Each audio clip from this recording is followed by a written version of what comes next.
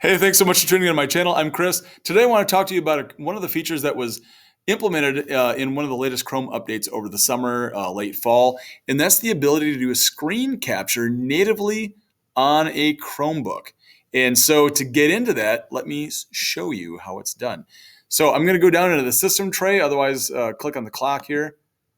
And when I click on the screen capture, by default, it has the screen capture turned on as a screenshot, basically a picture, and then it does a partial. So you click and drag to get what you want for the screenshot.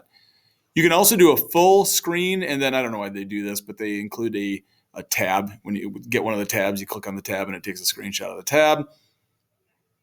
Next option is that when we toggle this over into screen record, now I've got the ability to do a full screen recording in a video format. And here you can do a full screen, partial screen once again, and then one of the useless features of recording a window. So with that, make sure that you turn on the sound. If you want sound, you got to record the microphone. So make sure you toggle that switch.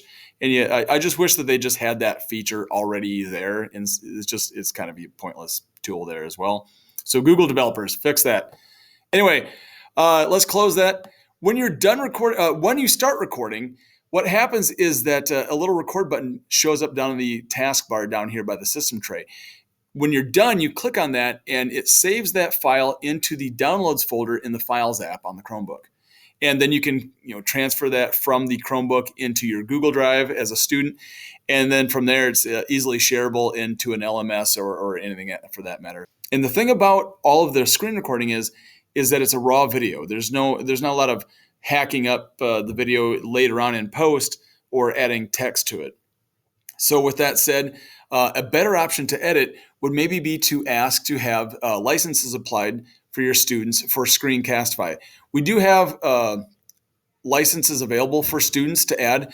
And so if you're working on a project coming up, go ahead and do the screen recording. And then maybe later on you can hack that up and edit it as you wish.